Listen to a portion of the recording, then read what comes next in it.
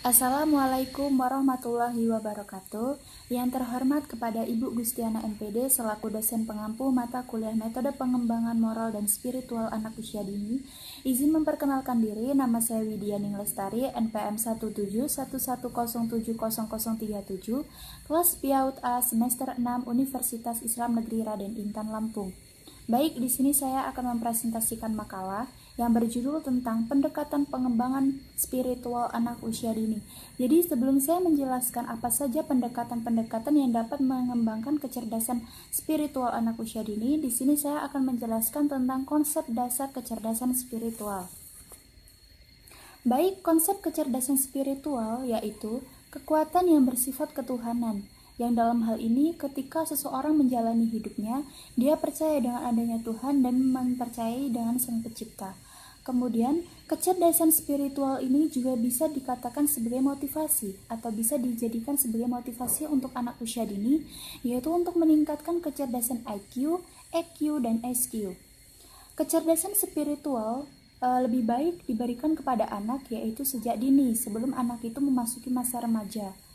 Dan stimulus untuk pengembangan kecerdasan spiritual anak usia dini ini harus memperhatikan karakteristik anak usia dini, yaitu belajar sambil bermain. Dan adapun nilai-nilai yang dapat ditanamkan dalam mengembangkan kecerdasan spiritual anak usia dini. Yang pertama yaitu penanaman ketakwaan. Dalam hal ini contohnya seperti apa? Yaitu seperti sholat, kemudian puasa, mengaji, dan yang lainnya. Kemudian doa saat melakukan sesuatu. Jadi anak itu diajarkan ketika melakukan sesuatu atau sesudah melakukan sesuatu itu sebaiknya berdoa.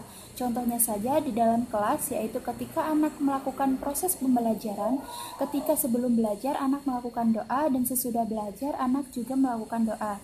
Kemudian pembentukan kesabaran. Kemudian penanaman amal soleh. Penanaman amal soleh ini bisa juga tadi seperti penanaman ketakwaan. Kemudian terdapat beberapa upaya yang dapat membentuk kecerdasan spiritual pada anak usia dini. Di antaranya yaitu yang pertama pendidikan akhlak sebagai roh. Ini maksudnya seperti apa? Yaitu di sini anak mampu membedakan mana yang baik dan mana yang buruk. Kemudian di sini juga akan timbul rasa disiplin pada anak usia dini. Yang kedua, mewujudkan rasa kasih sayang terhadap kebaikan dan kebencian terhadap keburukan. Jadi ini maksudnya yaitu anak itu kan sebagai peniru yang ulung. Jadi kita harus memberikan contoh yang baik, contoh yang dapat memberikan nilai-nilai positif kepada anak usia dini. Jadi ketika kita sebagai orang tua atau kita sebagai guru memberikan contoh yang baik kepada anak, maka anak tersebut akan menirunya. Begitupun sebaliknya ketika seorang guru atau seorang orang tua yaitu memberikan contoh yang tidak baik, maka anak juga akan menirunya. Ya, kemudian yang ketiga yaitu pembentukan jiwa ukhuwah insaniyah, yaitu maksudnya memberikan contoh kepada orang lain tetapi dia juga memberikan contoh kepada dirinya sendiri. Kemudian yang keempat yaitu dapat membentuk kesadaran bermasyarakat kepada orang lain maupun dirinya sendiri. Di sini maksudnya yaitu anak memiliki nilai-nilai sosialisasi yang tinggi, bermasyarakat yang tinggi. Kemudian yang kelima yaitu dapat membentuk jiwa yang taat dan patuh kepada aturan akhlak. Dalam hal ini, ketika anak memiliki kecerdasan spiritual yang baik, di sini anak juga akan mematuhi aturan-aturan atau norma-norma yang berlaku di tempat tinggalnya. Baik, di sini ada beberapa pendekatan yang dapat mengembangkan kecerdasan spiritual pada anak usia dini. Yang pertama yaitu metode berkisah. Jadi metode berkisah ini yaitu di mana suatu teknik bercerita yang mengangkat kisah-kisah nyata yang dapat diambil nilai-nilai moral dan spiritualnya. Kemudian yang kedua yaitu murotal Al-Quran. Jadi di sini kita mengajarkan kepada anak usia dini untuk membaca ayat-ayat suci Al-Quran. Dan ketika anak tersebut belum bisa membaca ayat suci Al-Quran, ya sebaiknya kita harus mengenalkan terlebih dahulu, pelan-pelan dan secara bertahap, seperti bacaan-bacaan surat-surat pendek. Kemudian yang ketiga yaitu pengajaran akhlak. Pengajaran akhlak ini yaitu melakukan suatu kebiasaan-kebiasaan atau latihan-latihan yang dalam hal ini secara tidak langsung anak itu dapat mengerti apa sih kecerdasan spiritual itu dan dapat mengembangkannya dan dapat menjauhkan perbuatan tercela.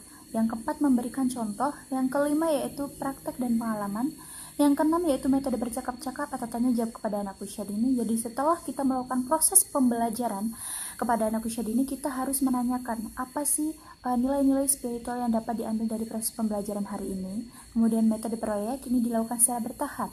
Contohnya itu seperti sholat, wudhu, dan yang lainnya. Kemudian keharmonisan keluarga. Jadi keharmonisan keluarga ini sangat menentukan proses pengembangan kecerdasan pada anak usia dini. Ketika keharmonisan keluarga ini baik, maka kecerdasan spiritual anak juga akan baik. Begitupun sebaliknya. Ketika kecerdasan spiritual anak itu kurang baik, maka kita harus mengetahui bagaimana sih keharmonisan keluarga dan kehangatan keluarga. Kemudian yang ke-9 yaitu bermain peran. Yang ke-10 yaitu metode bernyanyi. Metode bernyanyi ini sangat banyak kita kenal, kita tahu, seperti nyanyian lagu, nabi-nabi, bagaimana cara proses wudhu, kemudian rukun Islam, dan yang lainnya. Baiklah, itulah presentasi dari saya. Kurang lebihnya saya mohon maaf. Saya akhiri, wassalamualaikum warahmatullahi wabarakatuh.